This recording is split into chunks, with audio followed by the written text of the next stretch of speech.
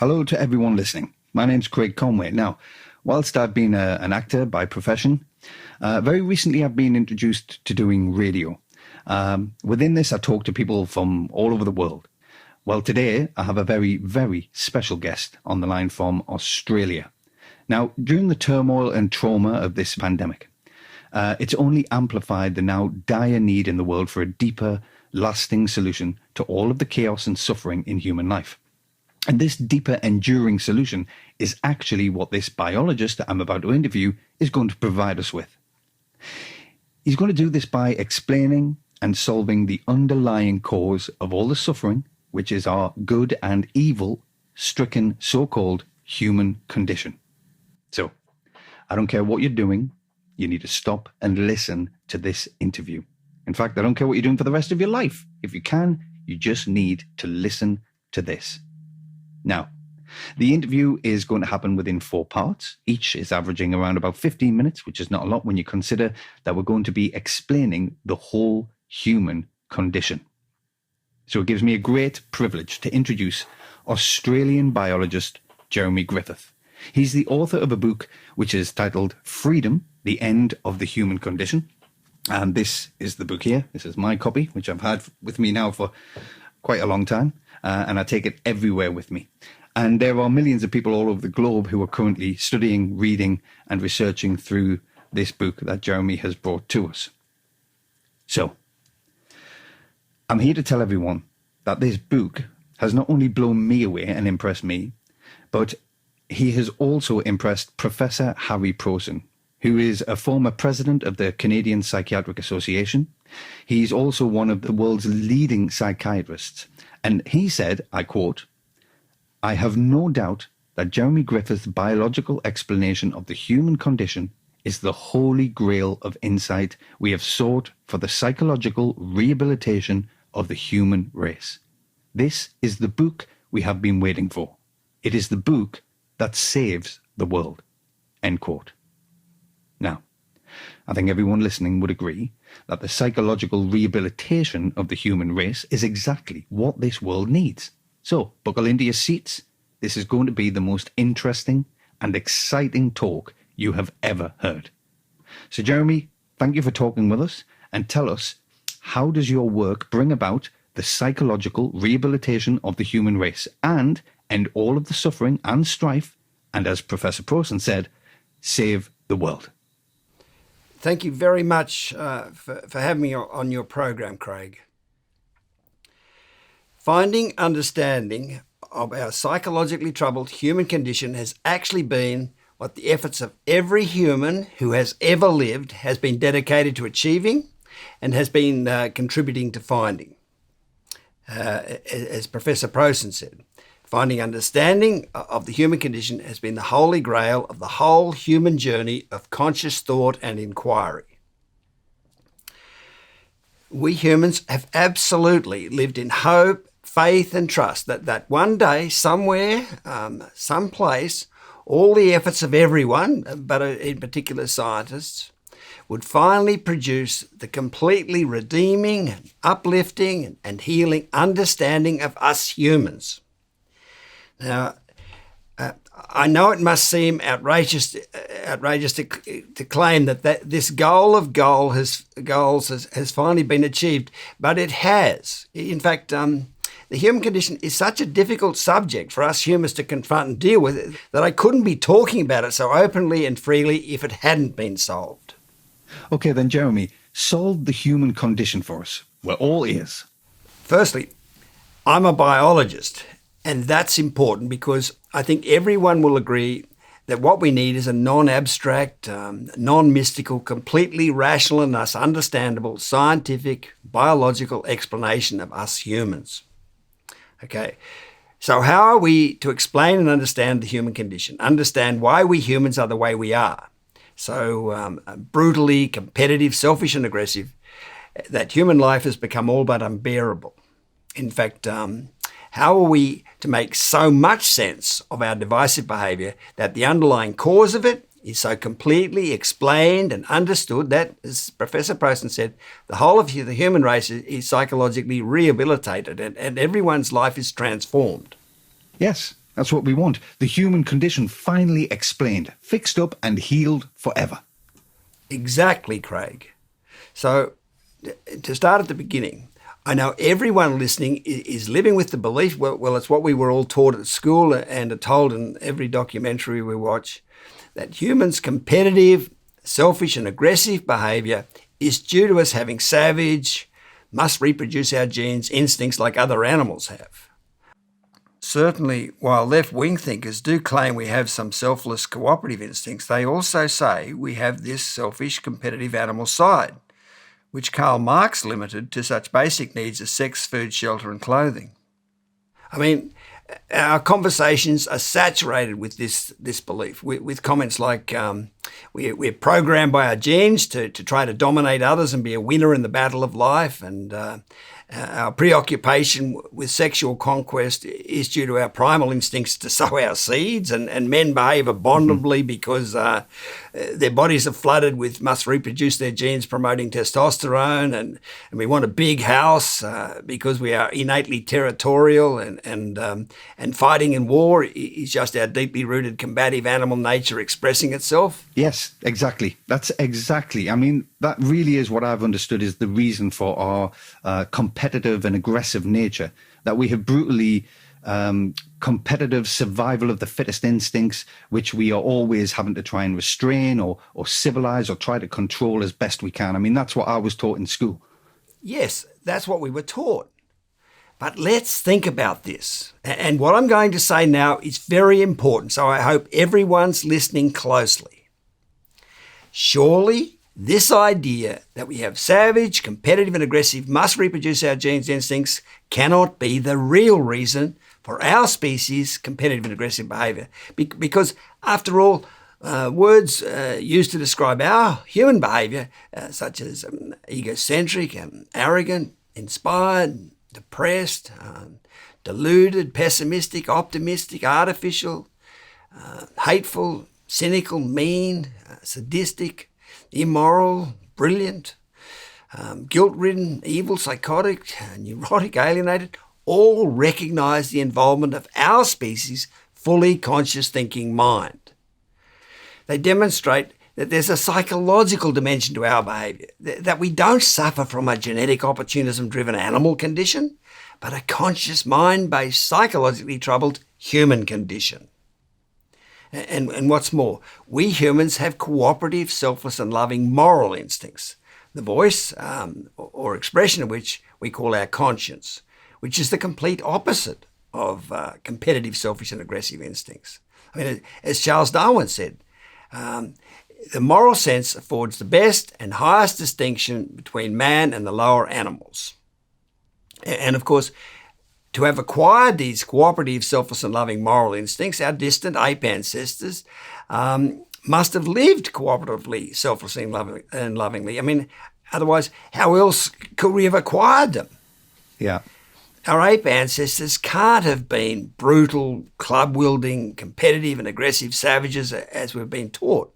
Rather, they must have lived in a Garden of Eden-like state of cooperative, selfless and loving, innocent gentleness, which, as I'd like to explain to you, Craig, in this interview, is a state that the bonobo species of apes is currently living in, and which anthropological findings now evidence we did once live in. For instance, anthropologists like Owen Lovejoy are reporting that our species-defining cooperative mutualism can now be seen to extend well beyond the deepest Pliocene, which is well beyond 5 million years ago.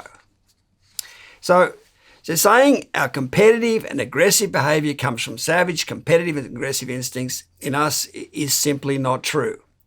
As I'd like to come back to shortly, it's just a convenient excuse we have used while we waited for the psychosis acknowledging and solving real explanation of our present competitive and aggressive human condition.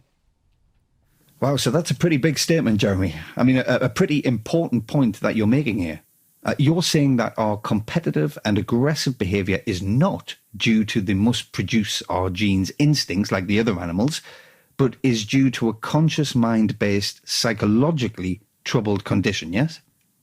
Yes, Our egocentric and arrogant and mean and vindictive and even sadistic behaviour has nothing to do with wanting to reproduce our genes. I mean, that was absurd.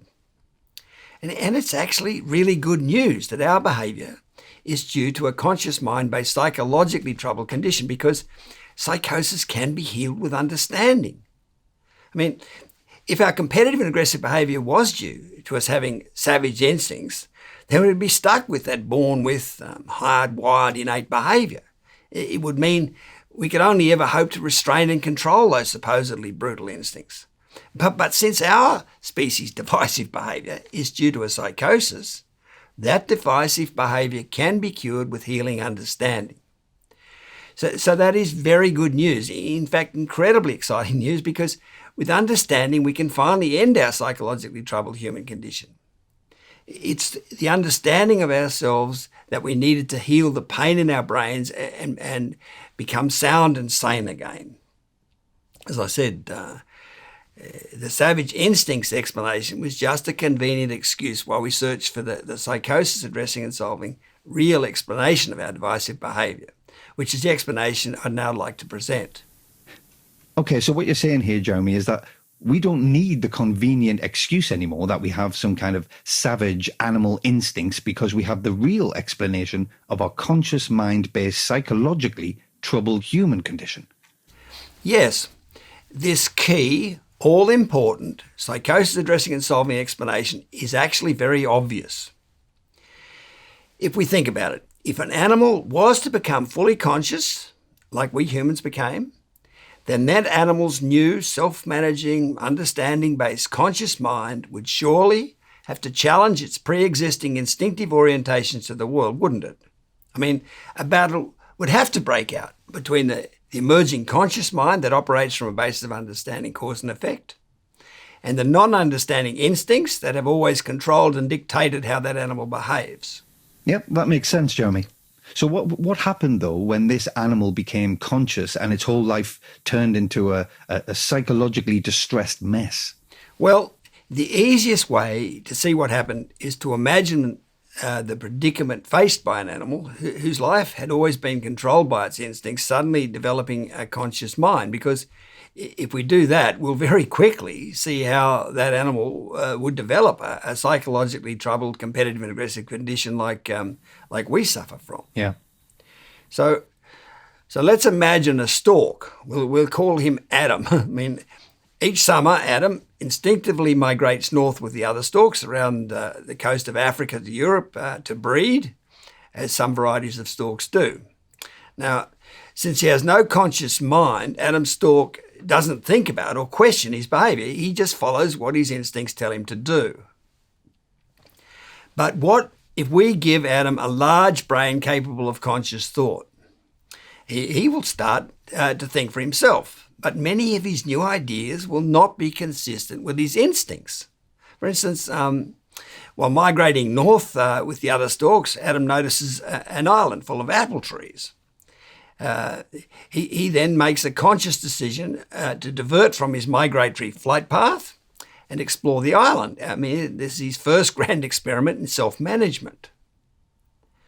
But when Adam's instincts realise he has strayed off course, they're going to criticise his deprogrammed behaviour and dogmatically try to pull him back onto his instinctive flight path, aren't they? In effect, they're going to condemn him as being bad.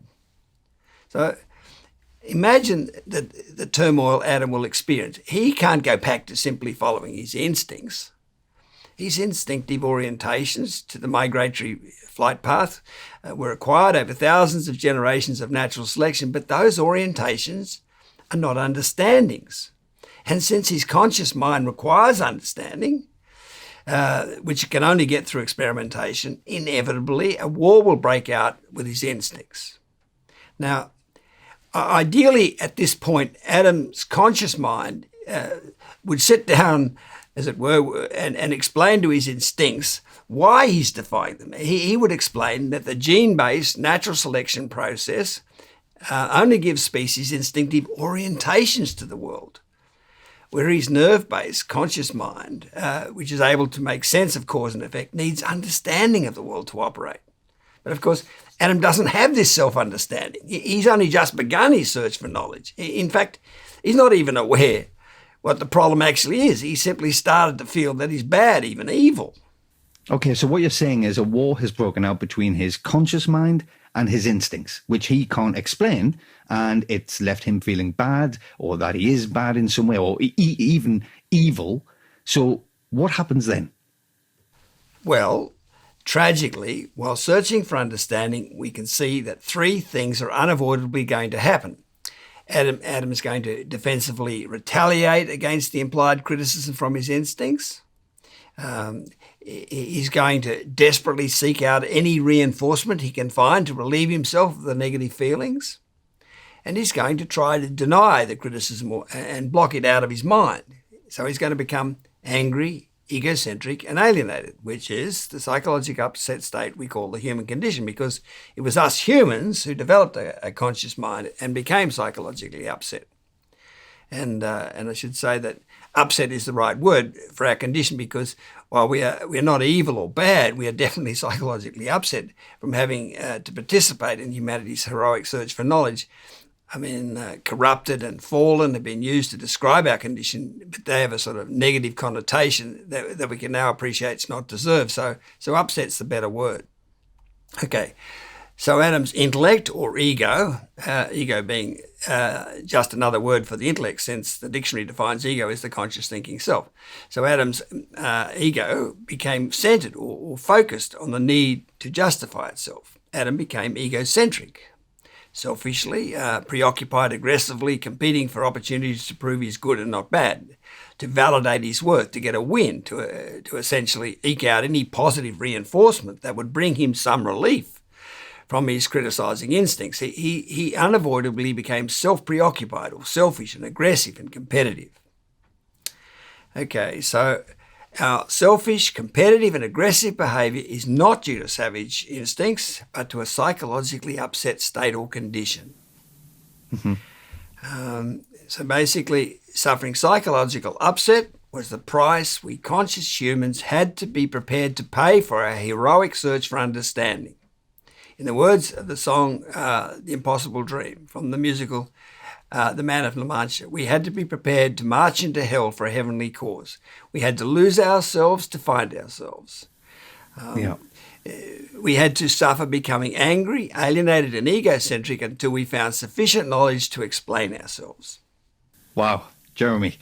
I mean, this is just fascinating. So Adam Stork, we humans, developed a conscious mind and unavoidably started warring with our own instincts, an upsetting war which, well, could only end when we could explain and understand why we had to defy our instincts, which is the understanding that you have just supplied, yes? Exactly.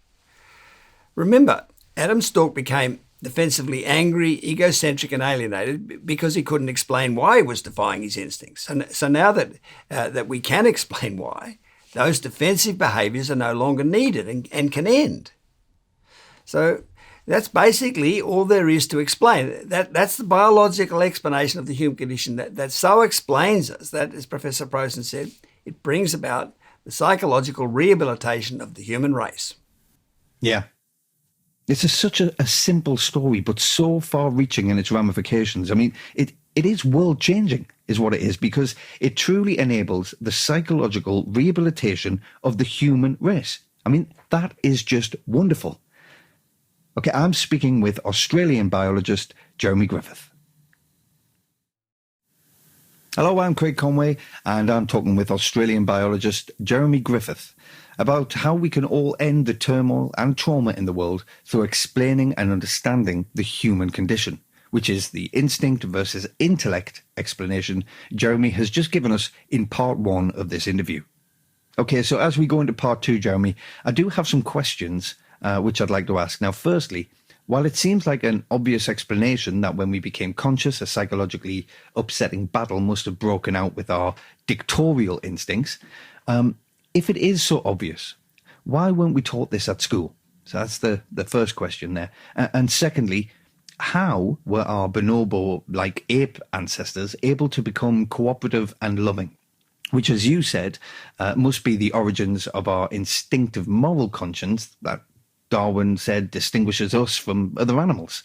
And my third question is, how does the psychological rehabilitation of the human race that Professor Prosen describes actually take place? I mean, do we all have to go into therapy or something? Okay, by the way, I want to mention also that since there's quite a few new and very interesting concepts to think about, Jeremy has said that he'll make both the video and the transcript of this interview available at the top of the website that promotes this understanding of the human condition, which is the World Transformation Movement's website at humancondition.com. Now, this will be there as a video and the transcript as a little book, so you can re-listen to or read the interview again there. Because, as I said, this is a big subject about the human condition, so there's quite a bit to take in and think about. Okay, right. And they're very good questions, Craig. Okay. So to begin with your first question, which is that if this instinct versus intellect explanation is so obvious, why haven't we been taught it at school? Now, the answer is that while it has been recognized, even from ancient times, that the emergence of our conscious mind somehow caused us to fall from grace, or however you want to describe the corruption of our original innocent, cooperative and loving state, it wasn't until science revealed the difference between the gene-based and nerve-based learning systems, which is that genes can orientate but nerves need to understand, that we finally were in a position to explain the good reason for our angry, egocentric and alienated human condition. I mean, the biblical story of Adam and Eve in the Garden of Eden that Moses wrote so long ago in about 1500 BC actually perfectly describes the psychologically upsetting battle that emerged between our instincts and conscious intellect. It says, what does it say? That Adam and Eve, in other words, we humans, took the fruit from the tree of knowledge and were disobedient. In other words, we developed a conscious mind and free will. But in that pre-scientific story, it says Adam and Eve then became evil, perpetrators of sin, because they became angry, egocentric and alienated. And as a result, Moses said they were banished from the Garden of Eden, a state of cooperative and loving innocence. You see, not knowing how naturally selected instincts differ from cause and effect operating consciousness, this story of Adam and Eve becoming conscious could only conclude that the angry, egocentric and alienated condition that emerged when we became conscious was a bad, evil, sinful state. But you see, this scientific presentation says, no, that story got it wrong. Adam and Eve are actually not just good, but the heroes of the whole story of life on earth. Because surely the conscious mind is nature's greatest invention, and to be given the task of searching for understanding while the whole world's condemning you was the hardest and toughest of tasks. Because that condemnation was universal. All the other innocent stalks are condemning the search for knowledge. And since all of nature, the rain, the clouds, the trees and other animals are all associated with our original instinctive self that was condemning us, the whole world in effect ganged up on Adam and Eve, us humans. And yet all the time we were good and not bad, but we couldn't explain why. But now at last, through the benefit of science, we can.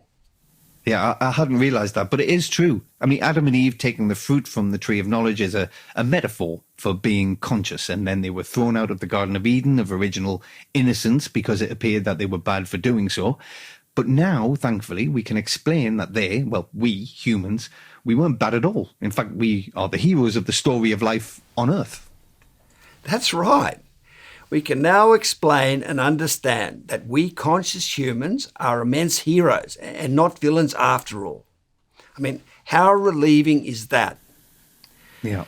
And with regard to recognition of the upsetting conflict between our moral instinct and conscious intellect, the biblical story of Adam and Eve is far from the only recognition of it from ancient times. I mean, indeed, as the researcher Richard Heinberg summarised in his 1990 book, Memories and Visions of Paradise, Every religion begins with the recognition that human consciousness has been separated from the divine source, that a former sense of oneness has been lost. Everywhere in religion and myth there is an acknowledgement that we have departed from an original innocence and can return to it only through the resolution of some profound inner discord. The cause of the fall is described variously as disobedience, as eating of the forbidden fruit from the tree of knowledge, and as spiritual amnesia, which is forgetting or blocking out, or denial, alienation, which is our psychosis. So all our religions and most of our mythologies have recognized the basic conflict within us, that the emergence of consciousness caused our fall from innocence. Yeah. I mean, way back in about 800 BC, the Greek poet Hesiod wrote of our species' pre-conscious time of living cooperatively and lovingly in his epic poem Works and Days. He wrote, "When gods alike and mortals rose to birth, a golden race, the immortals formed on earth. Like gods they lived with calm, untroubled mind. Free from the toils and anguish of our kind, no decrepit age misshaped their frame. Strangers to ill, their lives in feast flowed by. Dying they sank in sleep, nor seemed to die. Theirs was each good, the life-sustaining soil, yielded its copious fruits, unbribed by toil. They with abundant goods midst quiet lands, all willing shared the gathering of their hands." So yeah, they didn't have a troubled conscious mind and they lived a sharing gentle life. Yeah, I've heard of the idea of a golden race, but I didn't actually know where it came from. So what you're saying then, Jeremy, is our distant ancestors had a calm and untroubled mind, no human condition yet. Yes, that's right. And in 360 BC, Hesiod's Greek compatriot Plato gave this very similar description of our species' pre-conscious time and innocence. He wrote, "There was a time when we beheld the beatific vision and were initiated into a mystery which may be truly called most blessed, celebrated by us in our state of innocence before we had any experiences of evils to come, when we were admitted to the sight of apparitions innocent and simple and calm and happy, which we beheld shining in pure light, pure ourselves, and not yet enshrined in that living tomb which we carry about now." And Plato also gave this other description of this innocent golden age in our species' pre-conscious past, writing of a time when we lived a blessed and spontaneous life, when neither was there any violence or war or quarrel among them. In those days there were no forms of government or separate possession of women and children, for all men rose again from the earth having no memory of the past. So, in other words, they lived in a pre-conscious state. "And the earth gave them fruits in abundance, which grew on trees and shrubs unbidden, and were not planted by the hand of man. And they dwelt naked and mostly in the open air, for the temperature of their season was mild, and they had no beds but lay on soft couches of grass, which grew plentifully out of the earth." Yeah, so the thing is, Hesiod and Plato, like Moses, were living in a time when science still had to be developed. So they weren't able to provide the redeeming instinct can orientate, but only nerves can understand good reason why we departed from innocence and seemingly became evil, bad people. Yeah, because there was no science back then. Precisely. It's only in the last 150 years or so that science has given us, A, the ability to know that the gene-based natural selection process gives species orientations to the world, and B, the knowledge of our nerves and how they're able to remember events, which much developed, has led to our mind being able to sufficiently understand the relationship between cause and effect to become conscious of or aware of or intelligent about those relationships. So that's only happened in the last 150 years. But since the fossil record of our ancestors suggests that our large association cortex thinking, fully conscious brain appeared some 2 million years ago, that means that for almost all of those 2 million years we've been conscious, we've had no ability to explain and understand why we corrupted our original innocent instinctive self or soul. Mm-hmm. And without that redeeming explanation, the only way we could cope with the astronomical guilt of having destroyed Eden has been to deny we ever lived in a cooperative and loving, innocent state. Yeah. And that's exactly where the excuse that we have savage, competitive and aggressive instincts like other animals came to our rescue.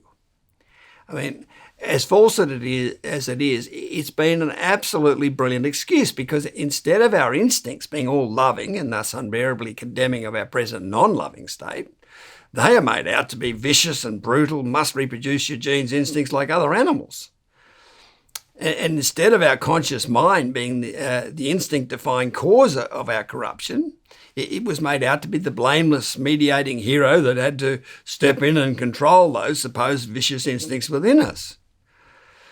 And any of those who dared to admit the truth of our cooperative and loving past, like Hesiod and Plato, were just dismissed as deluded romantics. And the whole idea of an innocent Edenic past was said to be nothing more than a nostalgia for the security and warmth and comfort of infancy. That it was never a historical state, as the Jungian psychologist Eric Newman said in his book, The Origin and History of Consciousness. Yeah, and we couldn't face the truth that we had turned utopia into dystopia, into a dreadful place of conflict and suffering, yes? That's right, Craig. Now, I should point out that while most contemporary thinkers have clung to the savage instincts excuse for our divisive behaviour, there have been some who, like the ancient thinkers, truthfully recognised the basic instinct versus intellect elements involved in producing the human condition. Eugene Murray, Paul MacLean, Arthur Koestler are a few who come to mind. But while all contemporary thinkers have had the benefit of science, having revealed the difference between the gene-based and nerve-based learning systems, and have therefore had the means to truthfully explain the human condition, those who did recognise the basic instinct versus intellect elements didn't take their thinking far enough to actually explain the human condition. And those who have been attached to the false savage instincts excuse, which is the great majority of scientists, obviously haven't been thinking truthfully, so they couldn't explain the human condition. Which is all why it's taken the truthful thinking of the preeminent South African philosopher Sir Lawrence van der Post and following him myself to finally present the complete, true explanation of the human condition.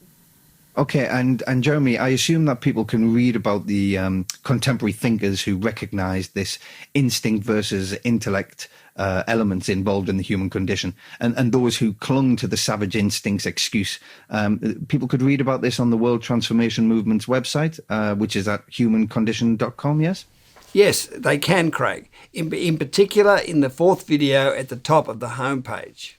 Also, how Sir Lawrence van der Post and I managed to address and solve the human condition is described in my 2020 book, How Lawrence van der Post Saved the World, which is also freely available on that website. Basically, what's explained in that book is that since everyone is naturally, variously, psychologically upset from their different encounters with humanity's battle to find knowledge, there was always going to be a few who were fortunate enough in their infancy and childhood to escape encountering the angry, egocentric and alienated effects of that upsetting battle. And it's these few who could look into the human condition without being overly confronted by it. And Sir Lawrence and I were two of these extremely fortunate, denial-free thinking people, which is how we're able to find understanding of the human condition. I should also say that while there's growing support for this now absolutely desperately needed understanding of the human condition, mainstream science is yet to recognise and support it. But that's what happens with paradigm-shifting breakthroughs in science. I mean, when the physicist Max Planck said science progresses funeral by funeral, he was recognising how attached each generation of scientists become to the way of thinking they grew up with, and therefore how slow science as a whole is to move to a new paradigm of understanding. And the playwright George Bernard Shaw also warned of how difficult it is to introduce a new paradigm of thinking, especially one that dares to confront the historically unbearably confronting an off-limits subject of the human condition, when he said all great truths begin as blasphemies. Confronting the human condition when everyone has been living in fearful denial of it, even though it has finally been made, explained and safe to confront, represents the biggest of all blasphemies. Yeah. No, I understand completely there. From my limited experience, Jeremy, I know how difficult it is to get people to change their way of thinking. But your basic point is that science's discovery of the way genes and nerves work has finally made it possible for the liberation of humanity from the horror of the human condition. Yeah, that's the essential truth. Science is the liberator, the so-called messiah or redeemer of humankind, as we've always hoped it would be. Yeah, and all this in the nick of time, Jeremy, because I actually don't think the world can cope with any more upset behaviour from us humans. But, of course, we still need the scientific community to get on board and support this understanding. Absolutely. While we've had to live in denial of our corrupted, psychologically upset condition while we couldn't explain it, the truth is that on a graph showing the ever-increasing levels of upset in humans, those levels, especially of psychosis and alienation, have been increasing so rapidly lately that the line tracking their rise is near vertical, with the amount of upset virtually doubling now in each new generation. Freedom Essay 59 on our World Transformation Movement website describes this terrifying in-play threat of terminal levels of psychosis. Basically, we had virtually lost the race between self-destruction and self-understanding. Indeed, early last century, the author Antoine de Saint-Exupéry wrote that we are living through deeply anxious days. And if we are to relieve our anxiety, we must diagnose its cause. What is the meaning of man? To this question, no answer is being offered, and I have the feeling that we are moving towards the darkest era our world has ever known. And the deeply anxious days have very greatly increased in the century since then. So we are now very much in the midst of the darkest era our world has ever known. So this world-saving, relieving of the cause, understanding of the meaning of man has definitely only arrived in the nick of time, which means the scientific community definitely needs to get its act together and support this breakthrough. Yeah. So now I'll address your other questions, Craig, but I should mention that the first of the videos on the World Transformation Movement's website warns of the difficulty not only scientists have had, but almost everyone has had trying to confront and think about the historically unbearably confronting subject of our corrupted condition, which has finally been explained and made safe to confront and admit. I'm Craig Conway, and I'm speaking with Australian biologist Jeremy Griffith. We're continuing our important conversation with Australian biologist Jeremy Griffith, who's been explaining the human condition and how understanding it can end all the trauma and suffering in the world. And boy, don't we need that. So, in part one, Jeremy explained that we, conscious humans, became angry, egocentric and alienated because we couldn't explain why we had to defy our instincts. But now that we can explain this and understand ourselves, those defensive ways of coping are no longer needed and the human race is psychologically rehabilitated. In part two, Jeremy explained that the reason we had to use the dishonest, savage instinct excuse is because science had to find understanding of the way genes and nerves work.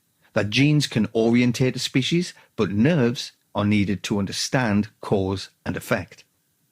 So Jeremy, my second question for this, part three of our interview, is how were our bonobo-like ape ancestors able to become cooperative and loving, which, as you said, must be the origin of our instinctive moral conscience that Darwin said distinguishes us from other animals?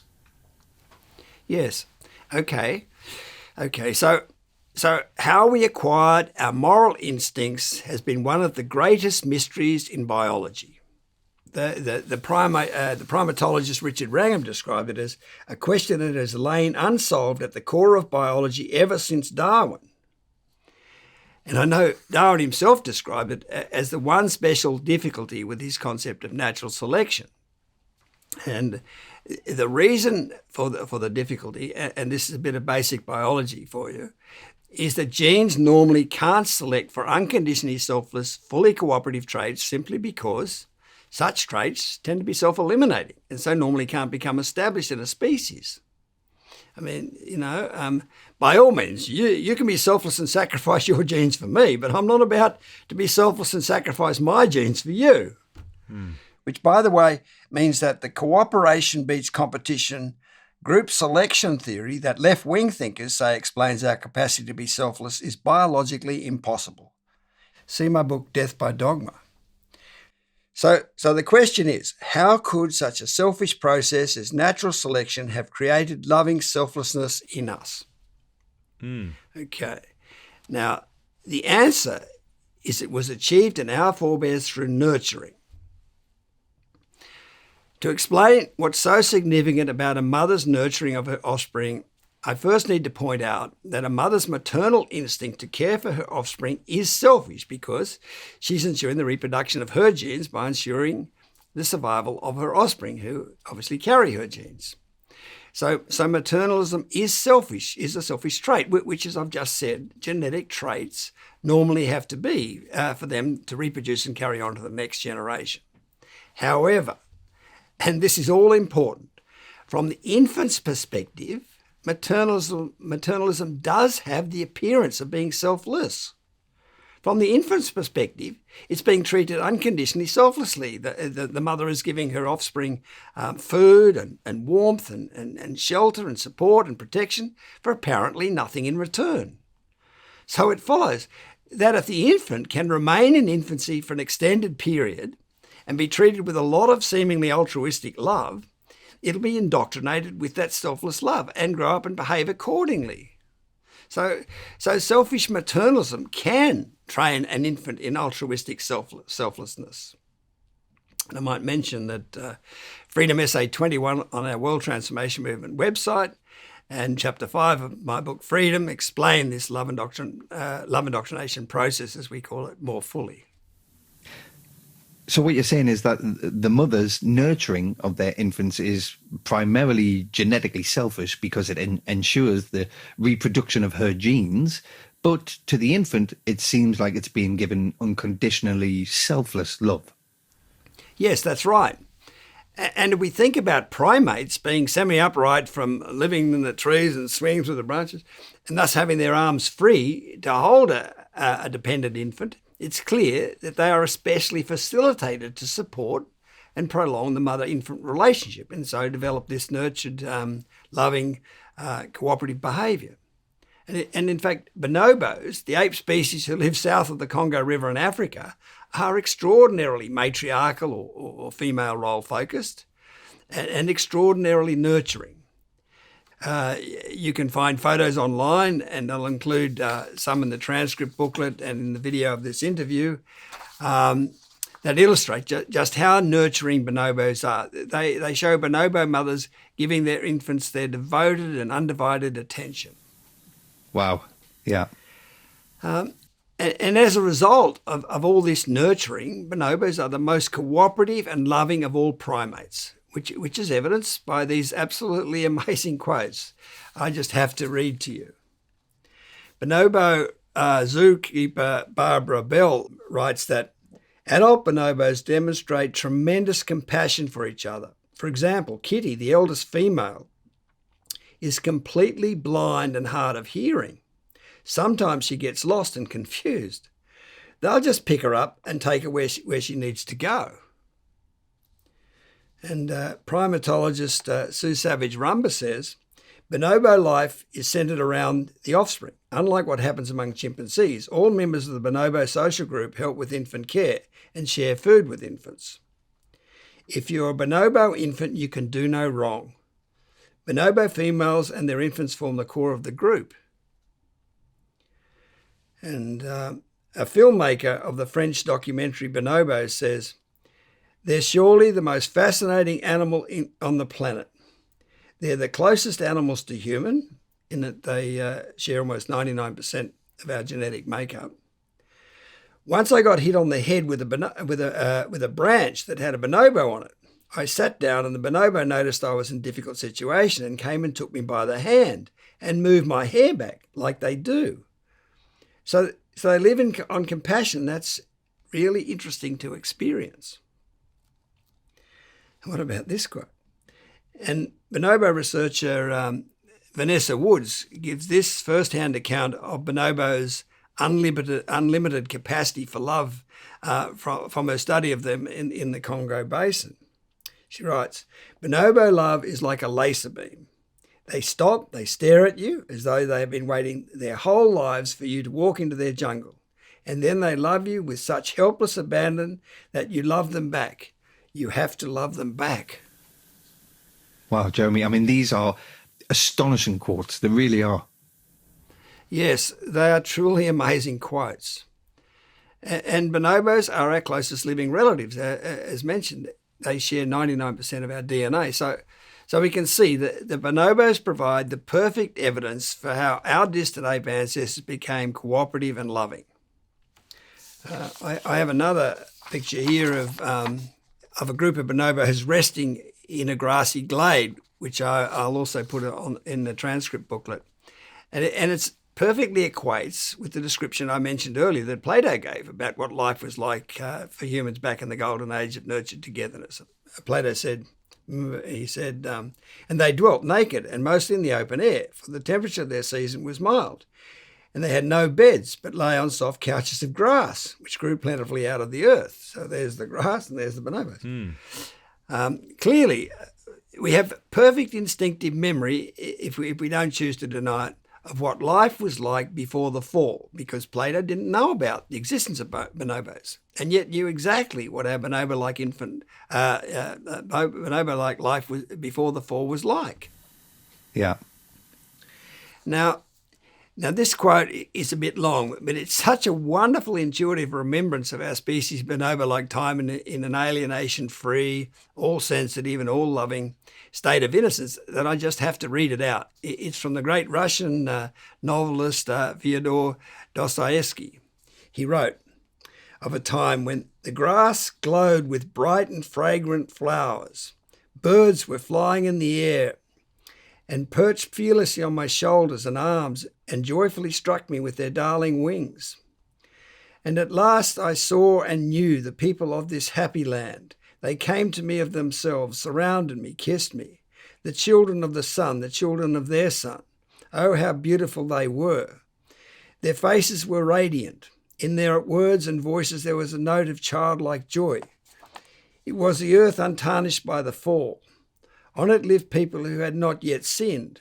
They desired nothing and were at peace. They did not aspire to knowledge of life as we aspire to understand it, because their life was full. But their knowledge was higher and deeper than ours.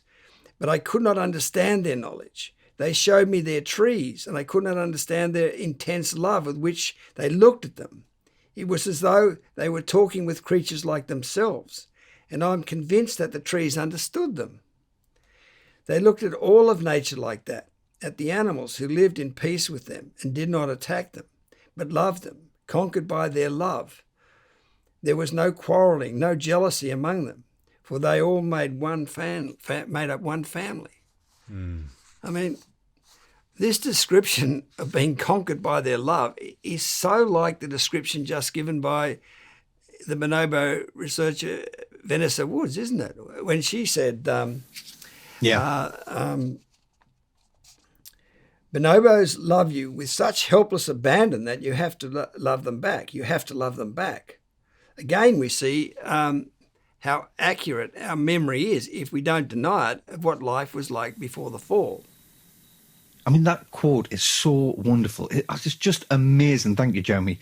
I'm glad you read it out. This nurturing explanation of our moral instincts seems reasonably obvious and evidenced by those quotes about bonobo behaviour and also by the photographs of the bonobos. So why haven't I heard about this until now, until you brought this information to me? Well, just like the obvious truth that our species once lived cooperatively and lovingly, this truth that we acquired our moral instincts through nurturing has been an unbearable truth while we couldn't explain why we humans became angry, egocentric and alienated, and as a result lost the ability to adequately nurture our offspring with unconditional love. The truth of our species' Edenic, all-loving and all-sensitive innocent past, and the truth that our nurturing is what made us human, have both been impossible truths to accept while we couldn't truthfully explain our present immensely corrupted human condition. Explain why our species lost the ability to fully nurture its offspring. I mean, as it's been observed, parents would rather admit to being an axe murderer than a bad mother or father. Now, in fact, this reasonably obvious nurturing explanation for our moral conscience was first put forward by the American philosopher John Fisk in his book Outlines of Cosmic Philosophy, which I think was published in 1874, which is only a few years after Darwin published his theory of natural selection. And at the time, Fisk's explanation was actually recognised as being, and I quote, far more important than Darwin's principle of natural selection, and one of the most beautiful contributions ever made to the evolution of man. And Darwin himself went so far as to write to Fisk saying, I never in my life read so lucid and an expositor, and therefore thinker as you are.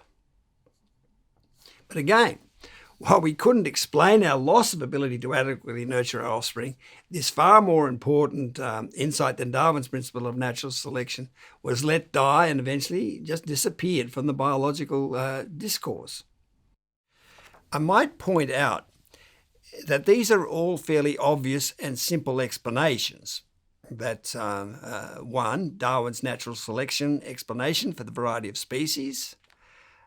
Two, Fisk's and my nurturing explanation for our moral instincts. Three, the instinct versus intellect explanation that I've given for the human condition. And there's also four, the explanation I give in Chapter 7 of Freedom for how we humans became fully conscious when other species haven't. And there's also five, the negative entropy-driven integrative meaning of existence, which we have personified as God, that is explained in Chapter 4 of Freedom. And I should say, together, these are the five main questions science has had to answer about our world and place in it. So yes, these are all reasonably obvious, straightforward, simple explanations that bear out biologist Alan Savory's observation that whenever there's been a major insoluble problem for mankind, the answer, when finally found, has always been very simple. As Freedom makes clear, having to live in denial of the human condition has blocked our access to so many reasonably obvious truths. Thanks, Jeremy. This is really amazing to learn about how science has denied our species cooperative and loving heritage and the nurtured origins of that cooperative and loving soul. But it all really does make sense. I mean, we certainly needed the defense for our corrupted condition before we could face the truth about it, I guess. Anyway, I am speaking with Australian biologist Jeremy Griffith. Hello and welcome back to part 4 of the interview. I'm Craig Conway and I'm here with Jeremy Griffith, the biologist who has just explained how humans acquired our moral instincts. This is an absolutely remarkable interview. So continuing on, Jeremy, what about my third question for this final part 4 of the interview, which is, how does the psychological rehabilitation of the human race that this understanding gives us actually take place? Now, do we all need to go into therapy or something? Well, what this real and actually very obvious instinct versus intellect explanation of the human condition fundamentally does is lift the burden of guilt from the human race.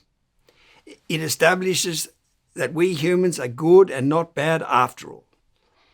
While we're all inevitably variously angry, egocentric and alienated from our different encounters with humanity's heroic battle to find knowledge, ultimately self-knowledge, understanding of our corrupted condition, we can now know that every human is fundamentally good.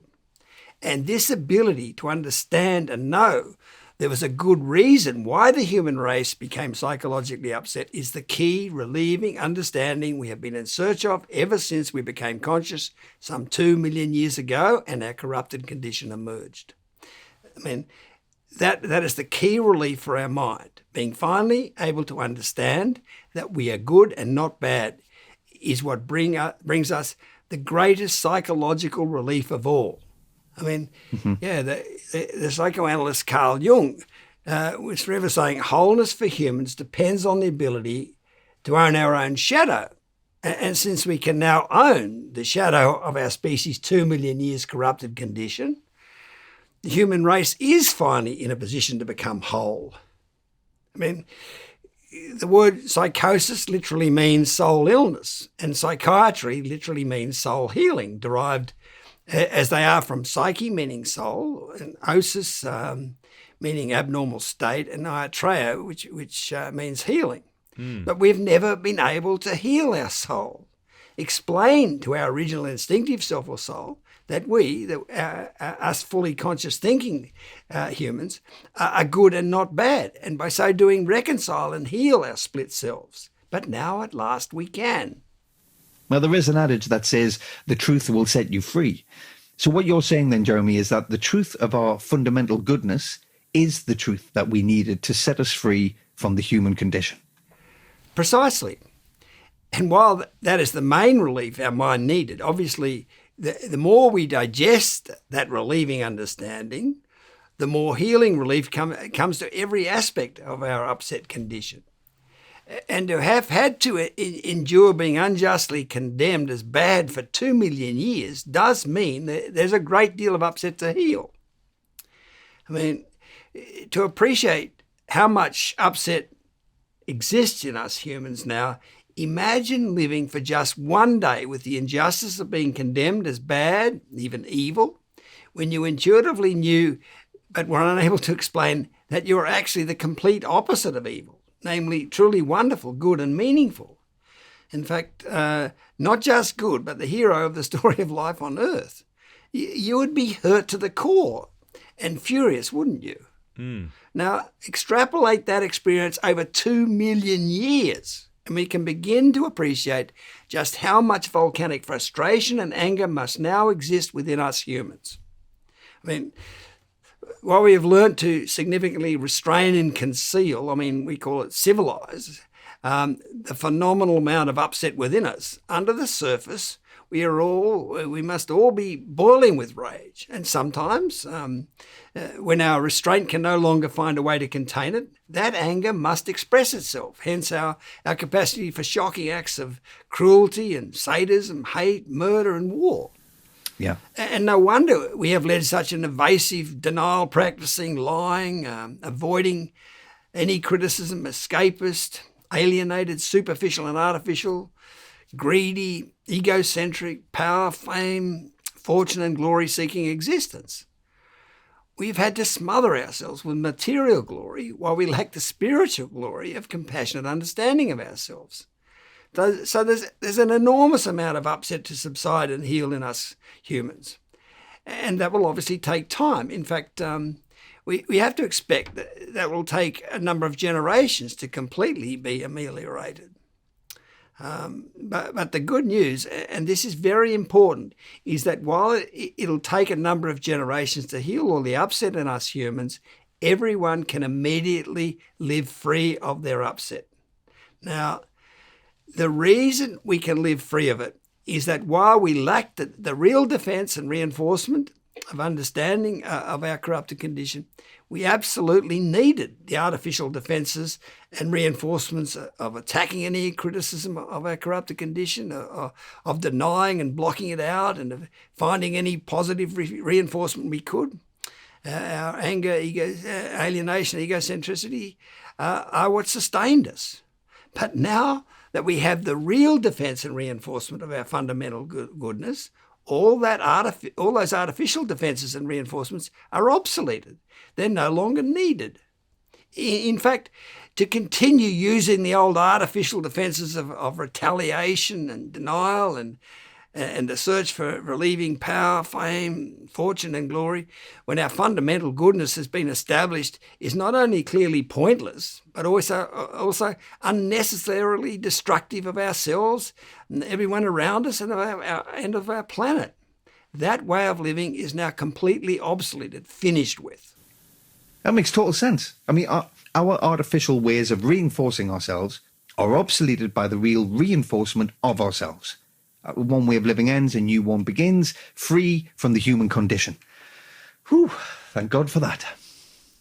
That's for sure. Basically, now that our corrupted condition is finally truthfully explained, honesty replaces denial and the world heals. I mean, bullshit, which is our everyday word for all the dishonest denial that's been going on, protected us from all the truths about a corrupt condition that we couldn't properly explain. But it was destroying the world, and it now stops. Yeah. And with this end of lying in mind, there's one more thing I should explain, which is that socialism, the New Age movement, and the politically correct movement, and all the other idealistic movements were actually all false starts to a human condition-free world, because the upsetting battle to find knowledge, ultimately self-knowledge, the psychologically relieving understanding of why we're good and not bad, still had to be completed. In fact, while dogmatically insisting that everyone should be cooperative and loving, could make you feel that you were doing good and be superficially, psychologically very relieving, such insistence on ideal behaviour denied people the freedom they needed to be able to continue the all-important upsetting search for knowledge. I mean, these movements were pseudo-idealistic movements that stifled and oppressed the search for the understanding of our corrupted condition that was actually needed to free us from that state. They were regressive, not progressive, as they deluded themselves they were. It was actually the right wing who have supported the upsetting battle to find knowledge that held the moral high ground, not the pseudo-idealistic left wing. The culture of the left made people superficially feel good, but it was dangerously dishonest. It was fake. It was bullshit. Being concerned for others and the world is very important, but doing that to make yourself feel good is a dangerously selfish sickness.